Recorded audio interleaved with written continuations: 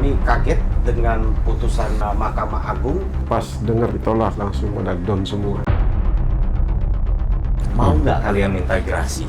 Daripada kami harus mengakui apa yang tidak kami lakukan, lebih baik kami mati dan busuk dalam penjara. Itu jawaban mereka.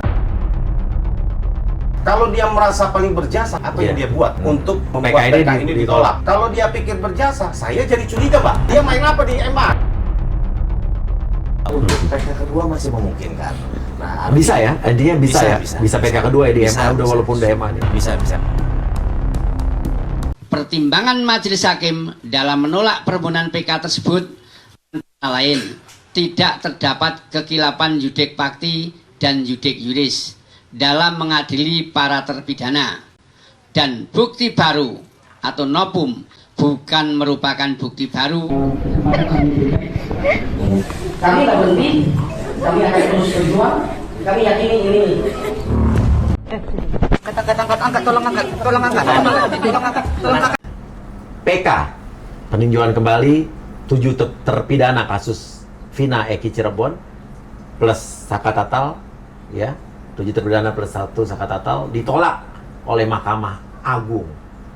Ini mengagetkan dan mengejutkan semua pihak yang pastinya sudah mengikuti paparan-paparan dan fakta-fakta yang selama ini dibeberkan, termasuk adanya laporan terhadap RT Pasren, terus laporan terhadap Abdul Kafi,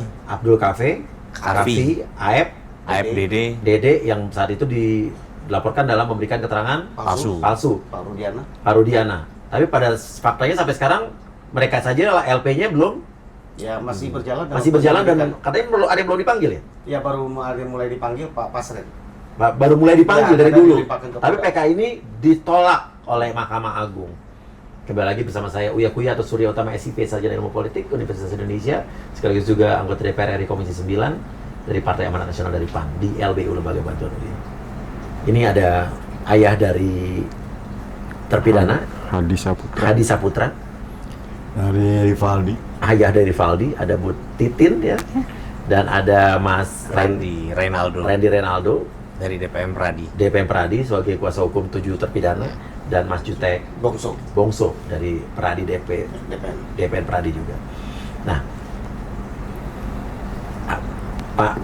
bapaknya Hadi dan bapaknya Rivaldi terkejut nggak mendengar bahwa ditolak nih PK yang tadinya kita pikir bisa bebas gitu? Ya terkejut dan shock, Pak. Iya.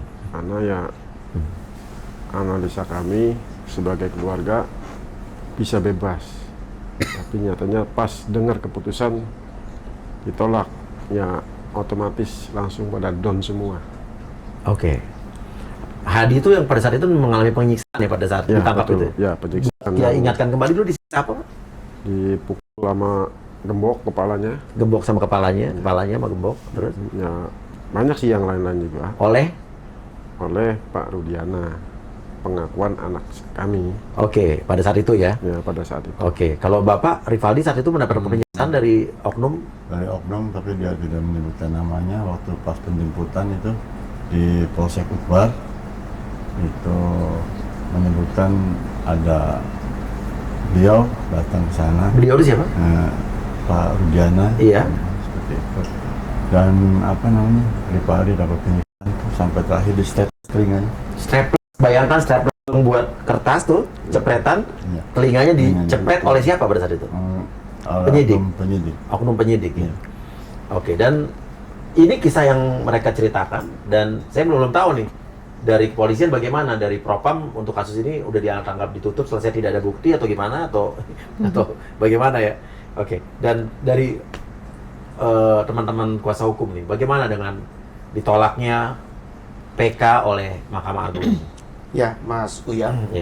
Ya, terima kasih atas kesempatan kami dengan teman-teman keluarga terpidana ini hadir. Sebenarnya tanggal 15 malam, Minggu malam itu saya ketika mendapatkan berita akan ada press release dari Mahkamah Agung tentang pengumuman hasil PK. Saya selaku kuasa hukum dengan tim yang lain itu tidak terpikir bahwa PK ini akan ditolak. Yang ada sama kami mempersiapkan besok itu kami mempersiapkan satu tim di Jakarta Saya dengan tim yang lain, kami di Cirebon, kami sudah siapkan satu ruangan di salah satu hotel di Cirebon. Kami kumpul, kami nonton bareng. Nobar, ya. Yang rencananya habis kegiatan itu terpikir sama saya ada janji kepada 7 terpidana yang seumur hidup ada di dalam, Mas Uya. Saya mau ajak mereka makan empal gentong. Oke. Saya bilang, carilah empal gentong yang Paling paling enak. enak. Saya bilang, kita akan duduk makan bareng. Itu yang terbayang.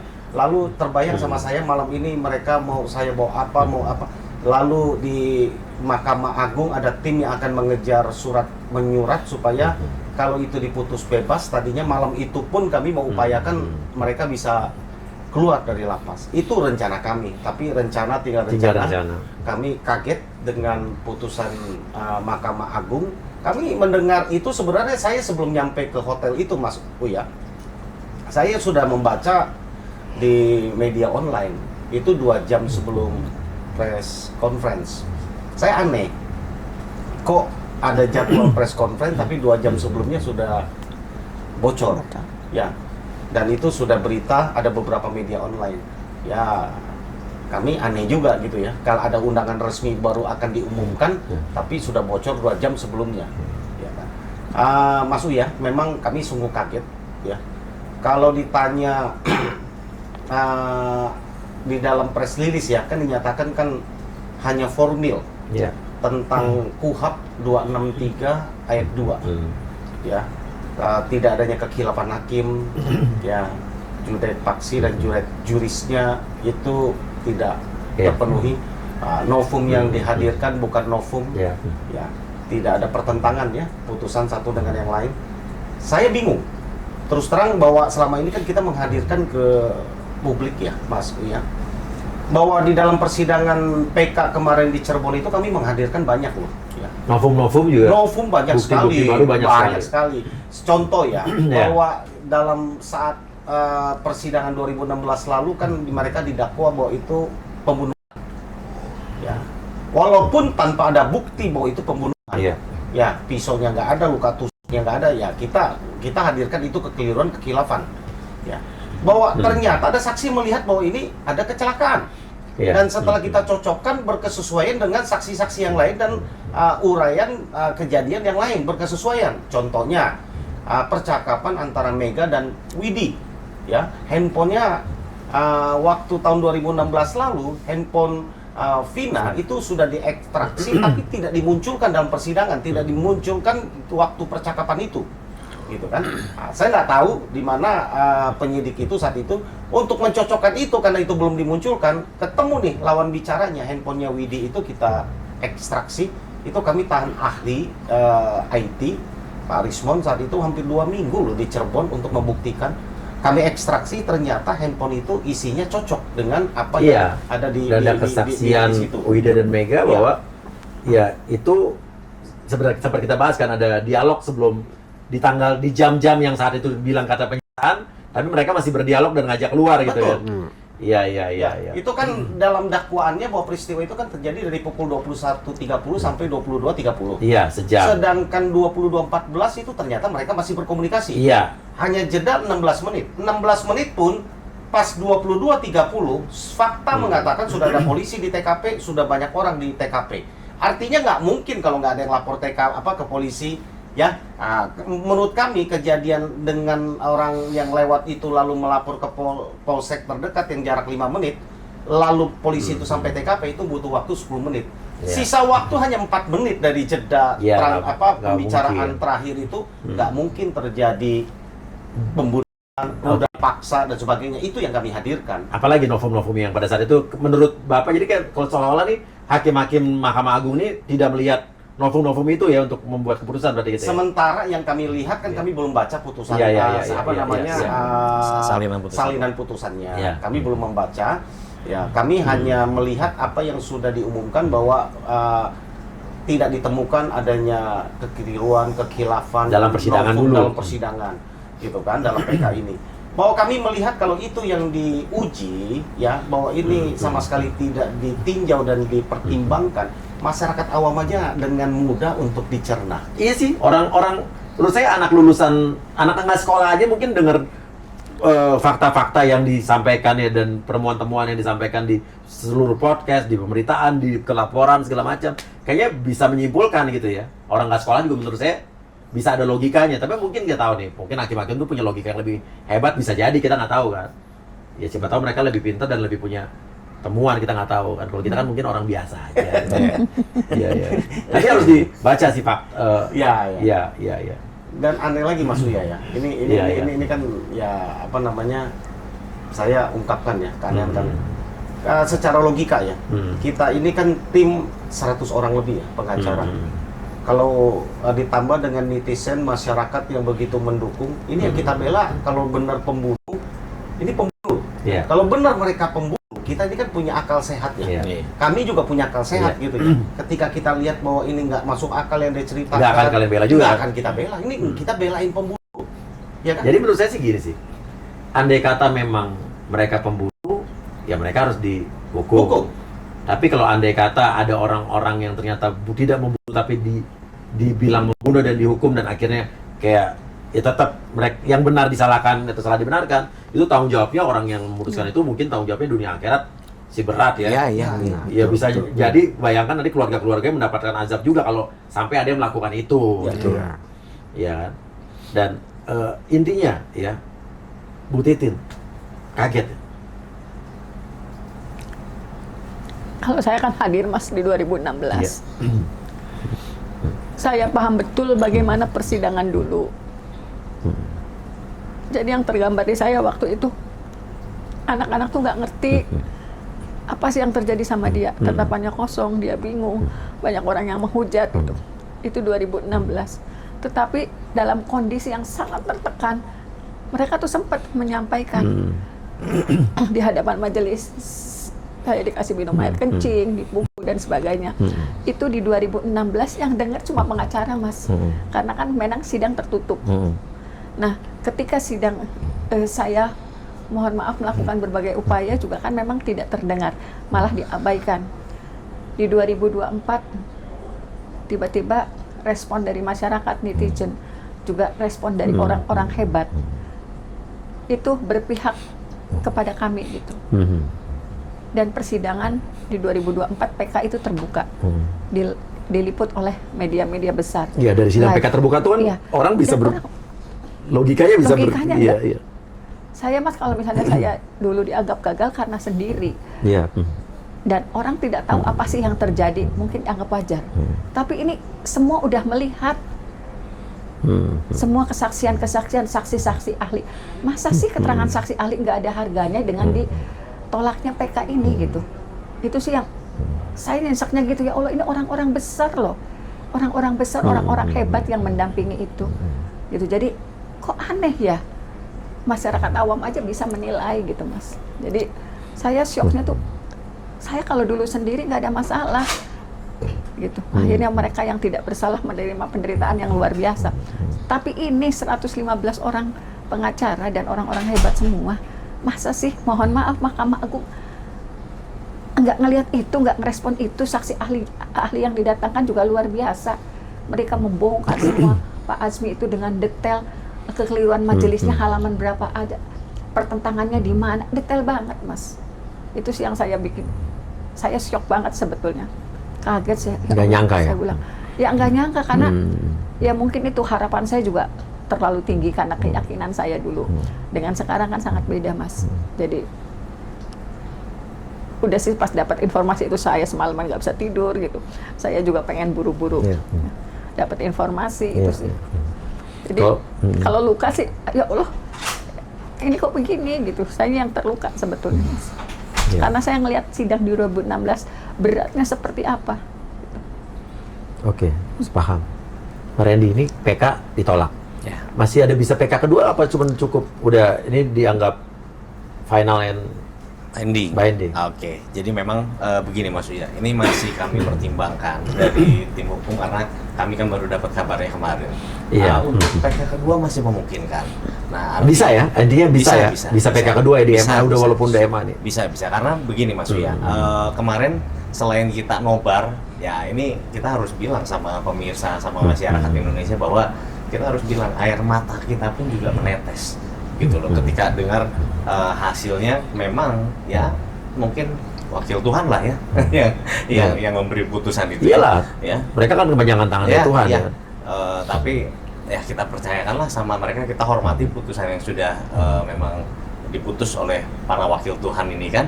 Nah, memang setelah kita setelah kita nobar, kami pun juga tim kuasa hukum dipimpin oleh Pak Jutek Bongso, kami berkunjung kepada para klien kami, kepada 7 terpidana yang ada di Lapas Kesambi.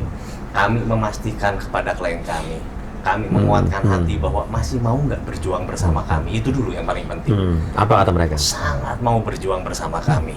Lalu kami kasih pilihan, mau tidak kalian mengakui apa yang tidak kalian perbuat? Iya.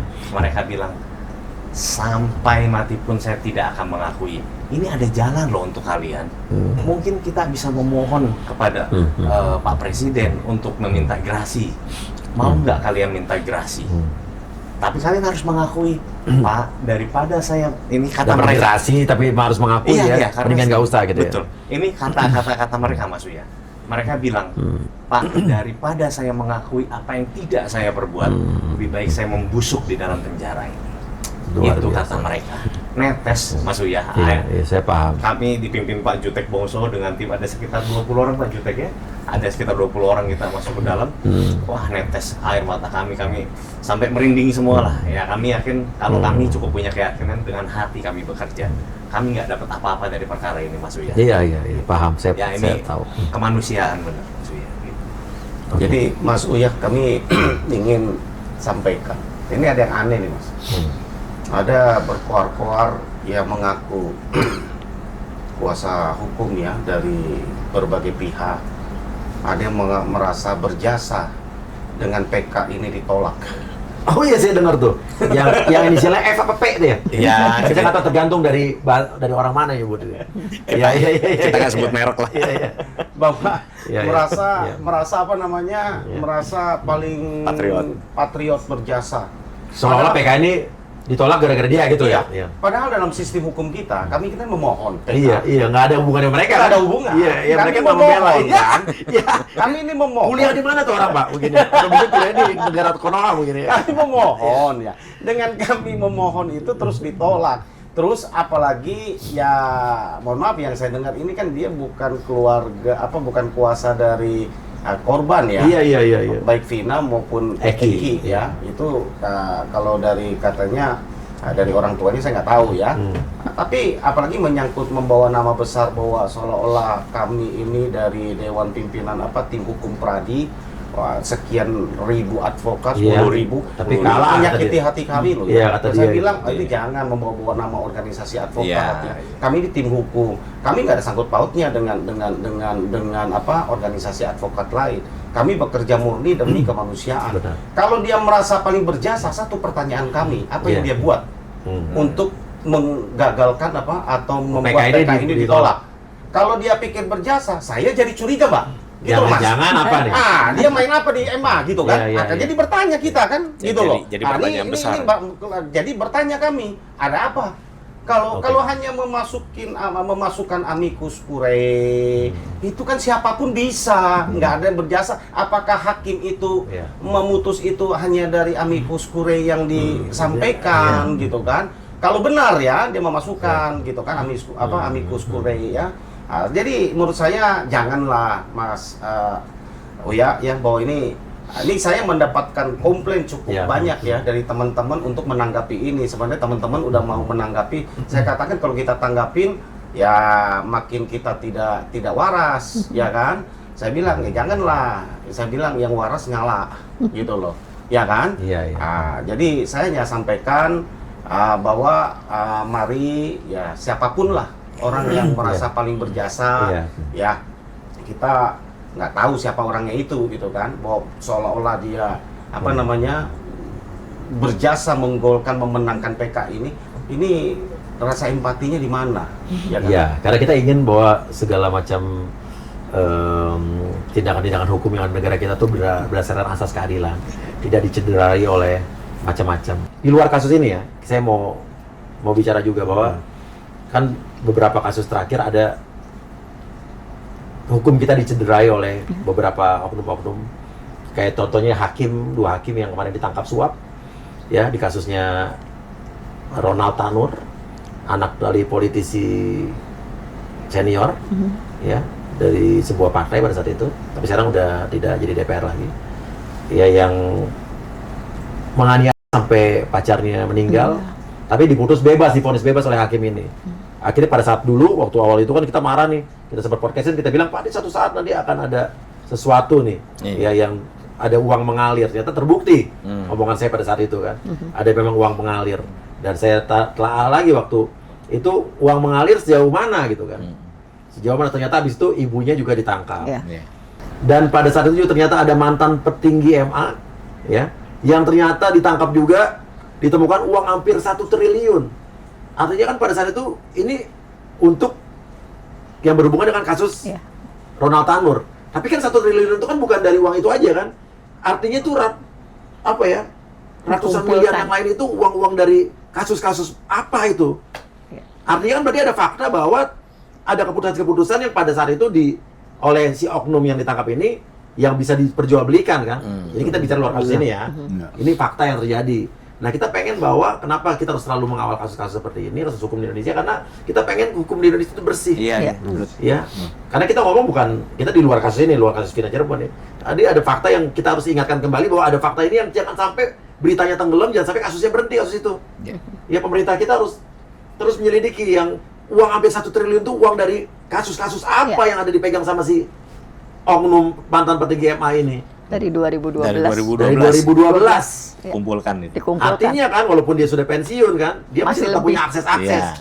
Dan apakah ada lagi oknum-oknum yang bermain di lembaga-lembaga di institusi hukum kita? Iya kan? Saya yakin pasti masih ada. Iya kan? Saya juga yakin begitu. Iya.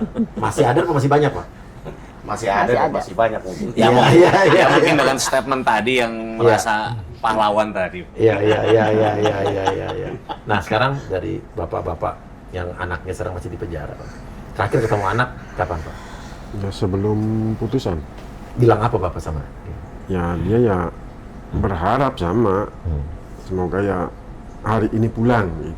Dia udah tahu, udah yakin tadinya bahwa akan dikabulkan EMA dan pulang. Iya. Sempat ngomong apa bilang Pak? Kalau mau pulang mau ngapain pada saat itu? Ya kalau pulang dia satu mengucapkan terima kasih kepada Pak Haji Deddy Mulyadi dan ketujuh terpidana ini, orang tua ini udah kompak. Rencana kalau mau bener ia pulang langsung dibawa ke sana Pak, ke rumah Pak Haji Deddy. Iya. Rencananya. Iya. Itu ya anak-anak juga ya mau. Gitu. Oke, cuman ke Pak Haji Deddy aja terima kasihnya. Ya sama tim Peradi. Oh iya, yang banyak selama soalnya ini ya. Masyarakat Masyarakat banyak soalnya ya. Iya. Podcast. Iya, Terima kasih ke media Iya, juga semua. yang Jadi mendukung Indonesia mendukung. kasus Kalau inilah. Iya. Kalau Bapak udah sempat ketemu anak kapan terakhir? Terakhir setelah Pas sidang, tunangan. setelah sidang PK ketemu Rivaldi untuk menenangkan lah peristiwa yang sangat menyakitkan. Pada setelah putusan sempat datang ketemu. Betul, dengan Pak Jutek. Oke, bilang apa anak Bapak Rivaldi ke Bapak? Cuman bisanya nangis dan kata dia tuh daripada saya mengakui lebih baik saya membusuk di dalam Pak. Oke, karena sebetulnya mereka bisa aja ngaku nih bersalah, nanti minta gerasi atau keringanan hukuman presiden. Betul. Tapi daripada mereka dapat keringanan tapi harus ngaku dengan hal yang mungkin menurut mereka tidak dilakukan, mendingan ya udahlah membusuk di penjara gitu bilang Pak. 2 kali loh Mas saya tanya. Saya yang tanya. Iya. Gimana Pak Jote? Gimana Pak Jote? 2 kali saya tanya. Satu-satu. Bener? Jangan-jangan juru bicara kan nggak fair. Satu-satu ini disaksikan kan? Iya. Ini gimana Rivaldi, gimana Hadi, gimana Supri, terus saya tanya. Udah saya bicara, saya yakinkan lagi. Yakin kalian nggak mau? Nggak mau Pak. Daripada kami harus mengakui apa yang tidak kami lakukan. Lebih baik kami mati dan busuk dalam penjara. Itu jawaban mereka. Iya. Ya kan? Mas Uya, satu hal yang menggelitik saya ya. Kita ini kan tamatan sekolah hukum, saya pikir sekolah kita sama, pelajarannya pun sama. Kitabnya sama, ya mata kuliahnya sama. Saya berpikir gini, hukum ini ketika berbicara ini kan ada material dan ada formil. Formil. Ya. Kalau kita bicara formil, ya memang itu adalah aturan main. Ya, tapi kalau kita bicara material, itu bukan semata-mata melihat fakta persidangan di dalam sekolah yang dulu kita lalui. Kita diajarkan bahwa apalagi seorang hakim ya harus menggali ke hukum yang hidup di tengah-tengah masyarakat, sosial, rasa keadilan masyarakat. Ya, bahkan kalau itu belum diatur oleh undang-undang bahwa itu harus dipertimbangkan betul gitu Mas Uya. Ya, saya melihat kasus ini dikawal begitu banyak oleh masyarakat. Saya nggak mengajarkan bahwa kita hukum harus tunduk terhadap tuntutan netizen ya, bukan arahnya ke sana. Saya ingin sampaikan bahwa ini mendapatkan perhatian, rasa masyarakat, keadilan masyarakat itu tercederai. Begitu mudah untuk mencerna fakta-fakta yang dihadirkan. Kok sama sekali nggak ada pertimbangannya itu yang kami rasa gitu ya. Tapi nantilah kami untuk lebih jelasnya langkah-langkah hukum apa yang ke depan kita akan lakukan setelah kita membaca keputusannya. Salinan putusan semua ya. Kita harus tetap positive thinking dulu. Iya. Apapun Apapun kan kita harus tetap lawan dengan langkah hukum, nggak bisa dengan di luar jalur konstitusi gitu. Tapi intinya PK kembali kedua bisa dilakukan. Masih memungkinkan. Berarti harus ada sidang lagi. Ya, sidang Lagi. Mulai lagi dari awal dengan bahan-bahan mungkin harus novum baru lagi apa masih bisa novum yang kemarin? Harus novum baru lagi. Berarti novum kemarin tidak bisa Tidak bisa disertakan lagi. Padahal novum kemarin itu sebenarnya Luar sudah biasa. secara logika tuh udah harusnya Ya, kita udah bisa valid. berpikir sehat ya. Ada saksi yang melihat itu kecelakaan. Iya. Ada saksi Aib dan Dede yang membuat peristiwa ini menjadi pidana pembunuhan karena mereka yang melihat langsung. Iya. sudah Dikuatkan diakui. Liga Akbar. Liga Akbar mengatakan itu bohong, Dede mengatakan itu bohong. At least saja tinggal Aib, gitu kan? Itu kan mudah sekali. Berarti kan ada salah satu yang benar. Kalau nggak Aib yang benar, Dede yang benar kan? Jadi LP kami yang kami laporkan di Mabes Polri, kami himbau nih, Mas. Silakan langsung. Ya, APK. kami himbau kepada Bapak Kapolri sesuai dengan janji press release Bapak bahwa Bapak akan mengungkap ya, memberikan keterangan pers kepada masyarakat apa hasil tim sus yang Bapak bentuk kerjanya. Ya. Kemudian sampai hari ini kami belum mendengar itu. Kami mohon ya kalau kemarin kami bisa paham ada informasi tidak resmi yang samar-samar nyampe kepada kami, press release atau hasil laporan tim sus ini ditunda oleh karena tidak ingin mempengaruhi hasil PK. PK ini sudah selesai, kami ingin tunggu segera apa hasil kerja tim sus yang dibentuk oleh Bapak Kapolri. Kemudian kepada 2 LP atau 3 LP yang sedang berproses, ini kami minta tolong dipercepat. Sebutin Pak LP-nya apa aja biar ingat lagi. LP-nya satu kepada Pak Rudiana tentang dugaan penganiayaan dan penyiksaan, itu di luar PK. Itu nggak ada sangkut pautnya dengan materi PK, karena ini kami laporkan pidananya. Bahwa orang-orang yang melakukan itu saat itu sudah dilakukan sidang etik, apa betul orang itu yang melakukan penganiayaan? Harusnya diselidiki karena menurut anak-anak, menurut mereka yang mengalami itu bukan itu saja. Padahal sidang etik Kopori pada tahun 2016 lalu sudah memutus. Ada 2 lembaga, Komnas HAM dengan LPSK juga mengatakan terjadi ya dugaan penganiayaan itu. Kami laporkan, silakan diselidiki apa hasilnya. Kemudian laporan terhadap Aib dan Dede Mas Uya, ya. Mereka mengaku tadinya berdua melihat satu peristiwa. Dede sekarang mengatakan bohong. Ya, berarti kan ada salah satu yang bohong. Ya, nggak mungkin ini nggak naik sidik. Kalau menurut saya, ini harus naik sidik. Kenapa? Ya, berarti ibarat gini loh, Mas. Harus dibuktikan dong, siapa yang benar, siapa yang bohong kan? Ibarat gini, Mas, saya bilang, saya dirampok sama 2 orang, gitu kan. Saya laporkan, saya dirampok sama A sama B. Polisi belum menyelidiki A dan B benar ngerampok saya, si B sudah mengaku, oh iya benar saya yang ngerampok. Gitu kan. Terus LP-nya nggak naik sidik, kira-kira mungkin nggak? Ya nggak. Ya, harus jalan, harus jalan kan. logika. Saya melaporkan bahwa sudah melakukan kejahatan gitu kan. Si A dan si B. Si B itu tanpa belum diperiksa, belum sudah mengaku betul saya melakukan itu. Harus lanjutkan dong. Ya harus lanjut, ini pasti harus naik, nggak boleh enggak. Ya, satu lagi. Kepada Pak RT Pasten juga anaknya Kavi, ya kan. menurut saya juga ini adalah di luar PK ya. Kenapa? Nah, mereka mengaku tidak menginap para terpidana ini di rumahnya Waktu malam pada kejadian. malam Tapi kejadian. dibilang pada nginep di situ. Semua dan masyarakat di sana saksi panggil dong kan, Iya. polisi bisa melihat kan gitu kan, termasuk Bu Nining kan kemarin semua sudah dipanggil oleh Yang warung-warung Polres ya. yang warung itu.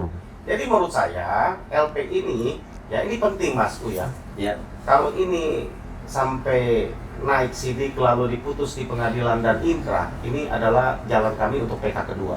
Dan bisa jadi mungkin jalan Tuhan, kalau ini Iya. kasus tidak terang benderang di tangan Mahkamah Agung, bisa jadi justru terang benderang di tangan polisi. Iya. Itu Ya, dia. Itu kita yang lihat kita harapkan. siapa yang berprestasi dia akan mungkin ini jalan yang belum kita ketahui hasilnya. Iya, iya, Lagian iya. mungkin ada jalan yang memang ini arahnya memang wah kayaknya mungkin yang akan menunjukkan jalan terangnya adalah ini Iya. ini. Iya, Justru iya. dari institusi kepolisian yang Nah, akan nanti dari membuka situ tabir bisa ini. kita menilai masyarakat dan menjudge dan menilai oh ternyata siapa yang harus mendapatkan penghargaan, Iya. di situ siapa yang ya nanti Selama kan ini, saya kan Mas, iya.